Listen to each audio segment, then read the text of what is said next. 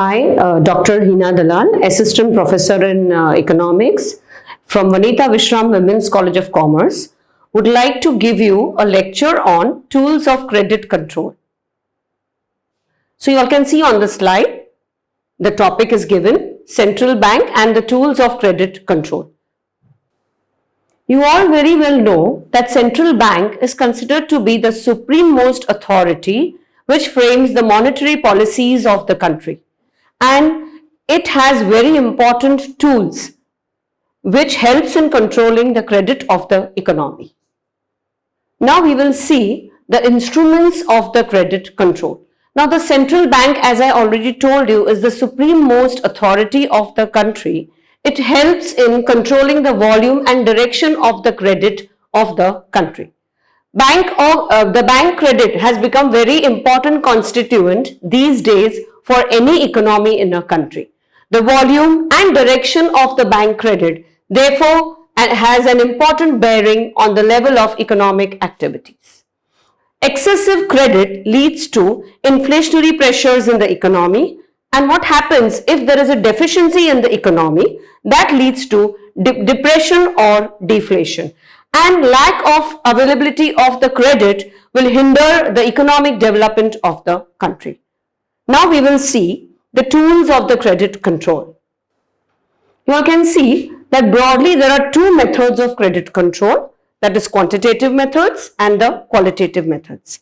Under quantitative methods, we have the bank rate policy, open market operations and variations in the reserve ratio. And we have 5 to 6 methods in the qualitative method of credit control. That is, you have margin requirements, consumer credit, moral suasion, publicity, etc. You all can see the quantitative weapons as I specified in the previous slide, that is changes in the bank rate, open market operations and changes in the cash reserve ratio.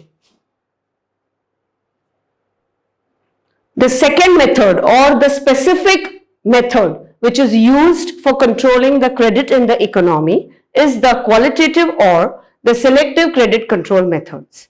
You have the margin requirements, regulation of consumers' credit, control through directives, rationing of credit, moral suasion, direct action. We will see all these methods in detail from the next slide. Now the first method which we are going to start is the bank rate policy. Now first I would like to tell you what is the bank rate. It is the minimum rate at which the central bank of the country provides loans to the commercial banks. Now this rate is also known as the discount rate, because what used to happen that in the earlier days the central bank used to provide finance to the commercial banks by rediscounting the bills of exchange. Now what happens? How does the change in the bank rate affect the credit of the economy? That we will see.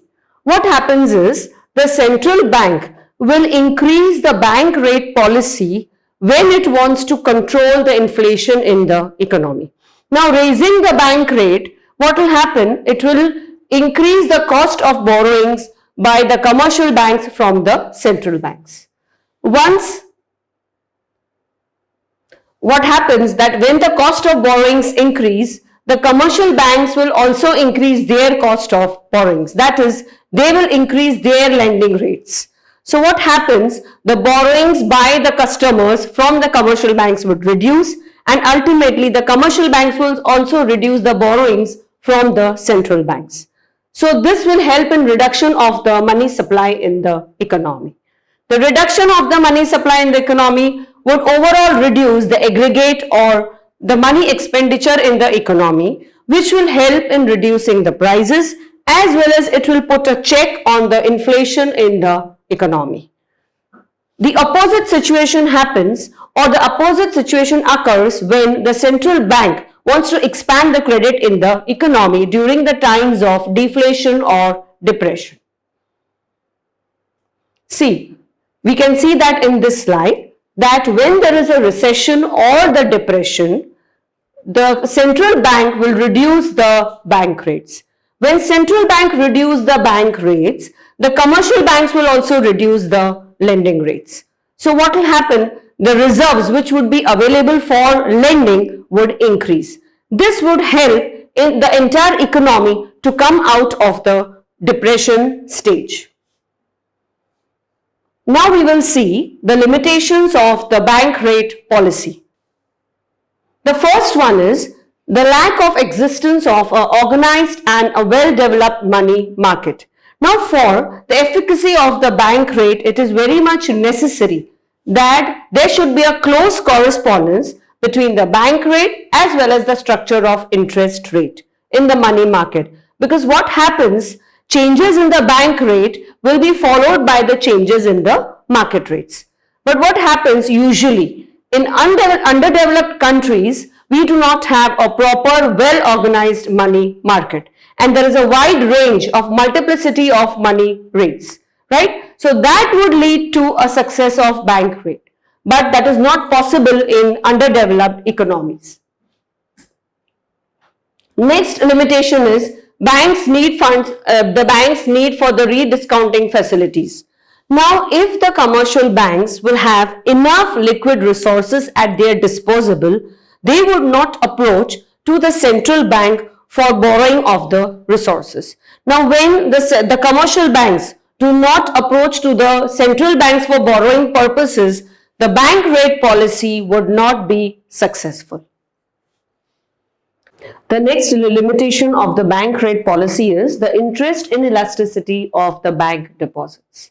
The axiom that a rise in the bank rate leads to rise in the interest rate, which is payable on deposits by the commercial banks, will cause an increase in the bank rates is quite questionable. Now what happens is that majority of the people save their funds for the precautionary motive, right? So and again that saving habits of the people depend upon their earning capacities, that is their income. So what happens, these people who save a lot, they do not wait for the rise in the interest rates on the deposits, but usually they deposit in the banks for the purpose of safety. So what happens, it is actually the increase in the income rather than the interest rate, which promotes the savings of the people. And again, the rediscounting of the bills by the commercial banks is a precondition for the effectiveness of a bank rate.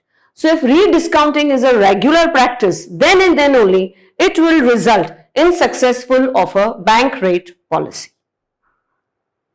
Then there's a lack of existence of a well-developed bill market. Now the canon of eligibility for rediscounting bills by the central bank is necessary or is an essential condition, and there should be a well-developed bill market. Same feature we can see here, that in underdeveloped countries the bill market is also not that well developed, which limits the operations of the bank rate. Further, even in an unorganized money market, for example like India, where there is indigenous unorganized money sector, it lies far beyond the ambit of the control of the central bank. Next, the business expectations. Now usually the humans, they have the tendency of reacting in a psychological manner. So there's a psychological reaction to a change in the bank rate. Now this condition should also be taken into consideration for the effectiveness of a bank rate policy. Now when in a boom period, if the businessmen are unduly optimistic, what will happen? The demand for the credit will be interest inelastic, and ultimately the bank rate will not be that effective. Similarly, during a phase of depression, when the businessmen are quite pessimistic, this will also not respond favorably in case of incentive low rates of interest. That were the limitations of bank rate policy, which was the first method of the quantitative methods of credit control. Now we will see the second method of quantitative methods of credit control, that is the open market operation. The second most important instrument of credit control is open market operations. Now this instrument is very much successful in the developed countries. Now the term open market operations means purchase and sale of the securities and bills in the open market, which is conducted by the central bank of the country.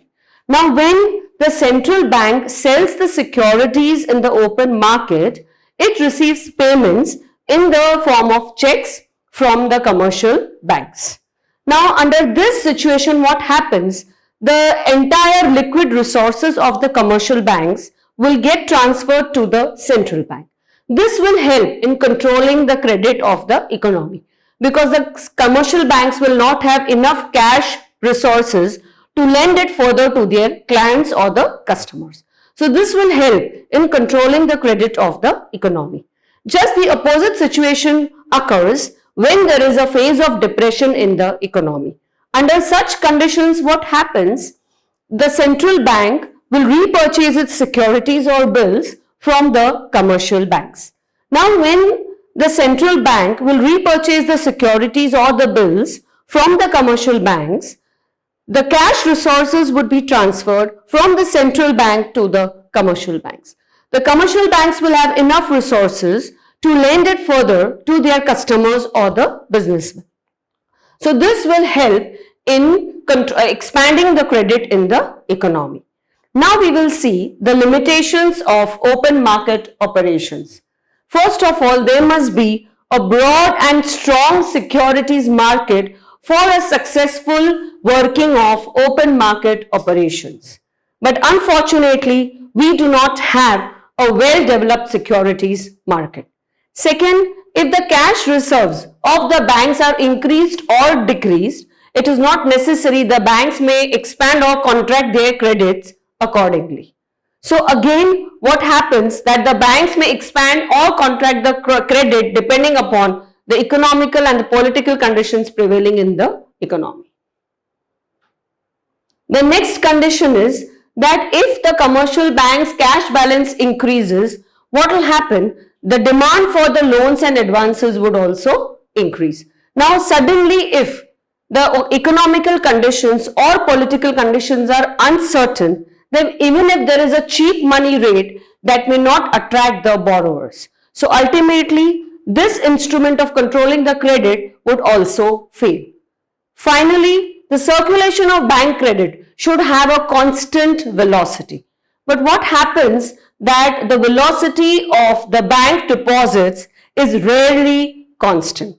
So what happens? It depends upon the increasing business activities as well as it decreases in the period of depression. So again, this policy of contracting credit or expanding the credit fails. The third measure is the changing of the cash reserve ratios, or you can call it as CRR. Now what happens? As per the law, it is compulsory that the banks have to keep a certain percentage of cash money with themselves as the reserves against the deposits. Here an example is given that supposing the legal minimum cash reserve ratio is 20%, then the banks will have to keep 4,000 as reserves against the deposits of 20,000. This amount is very, very less. Just I have given this example so that you all can understand the CRR very clearly. The central bank is considered to be the authority. So it can change the reserve ratio depending upon the economic conditions of the economy. When the central bank increases the cash reserve ratio, supposing I told you all that the central bank has the authority to bring the variations in the cash reserve ratio. Supposing the central bank increases the cash reserve ratio from 20% to 25%, then the reserves of 4,000 could support only the deposits of 16,000. So the banks having reserves of 4,000 will have to reduce their deposits from 20,000 to 16,000. This will lead to contraction of credit. On the other hand, if the central bank reduces the cash reserve ratio, for example, from 20% to 10%, then the reserves of 4,000 could support the deposits up to rupees 40,000. So here what happens that the banks having the reserves of 4,000 can increase their deposits, that is, they can expand their credit up to 40,000 rupees. So to sum up, what is it that increase in the cash reserve ratio will lead to contraction of the credit, and decrease in the cash reserve ratio would lead to expansion of the credit. These were the methods of quantitative credit control. Now we will see the selective or the qualitative credit control measures of RBI. Now under selective or qualitative credit control methods, the RBI encourages the flow of credit only to certain types of industries, and it will discourage the use of bank credit for any other purposes. So these are so called as the selective methods of credit control. Now you can see that under this method, credit is extended only for essential purposes. The non-essential purposes are discouraged under the qualitative credit control measures. As per the Banking Regulation Act 1949, the banks have been given, especially the RBI has been given extensive power to apply this method, and we will see the following different methods for controlling the credit in the economy which is being used by RBI. Directiveness, moral suasion, fixation of margin requirements, direct action, and rationing of credit. We will see these methods in detail in the next slide. First, now you all understand the meaning of directiveness. Now directives may be an oral or a written form which appeals or warnings are given to the commercial banks in order to curb the individual credit structure and to restrain the aggregate value of loans. Next, moral suasion. This is the second method which has been adopted by RBI to control the credit. Now this instrument aims at strengthening the confidence and understanding between the monetary authorities as well as the banks. Now this is not a statutory obligation. It is just a persuasion of the commercial banks not to apply for further accommodations from the RBI. What happens is that RBI has been sending letters continuously to the commercial banks, sending them a request to cooperate in controlling the credit. The RBI also conducts regular meetings, discussions with the commercial banks because they expect a mutual cooperation from the commercial banks so that the monetary policy can be implemented effectively. Here, there is no compulsion done by the RBI to the commercial banks. So the effectiveness of this policy completely depends on the cooperation given by the commercial banks. Now we will see the next method. Fixation of the margin requirements. Now this method was first introduced in the year 1956 in India. Now you very well know what does the term margin means. It denotes that percentage or that part of the loan which cannot be borrowed from the bank. So it is that portion which the borrower has to compulsorily keep it with the RBI. Now the RBI has a power or authority to bring variations in the margin requirements, again depending on the business conditions that are prevailing in the country. By using this method, what happens that during the period of inflation, the RBI will raise the margin so that the credit can be contracted, and in the situation of depression, the central bank will reduce the margin so that it can expand the credit. Now this enables or this helps the commercial banks to direct their funds for the essential activities rather than the speculative activities. Next one is rationing of credit. Now this is another important method of selective credit control. This is also made by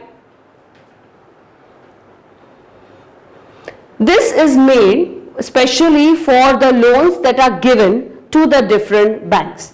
Now, in order to ensure the overall development of the nation, the development of the various sectors is necessary.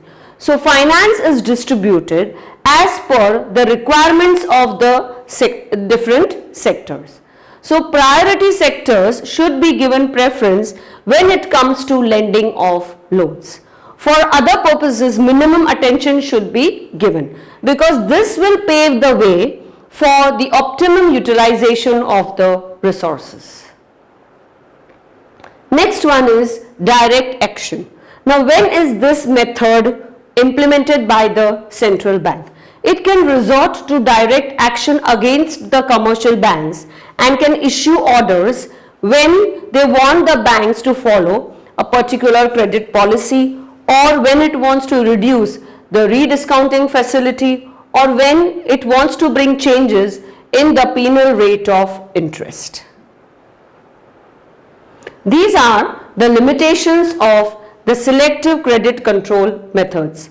First of all, what happens? The banks find it very difficult to ensure that the borrowers utilize the amount for the purpose for which it has been borrowed. Then the non-banking financial institutions and the indigenous bankers also play a very important role in the financial trade and industry of India. So what happens? The RBI has no control over these institutions. The selective methods of credit control are effective only under the conditions of inflation. The next, banks also do not have any control over the ultimate use of bank advances. So these were the methods of controlling the credit in the economy which are adopted by the central bank. Thank you.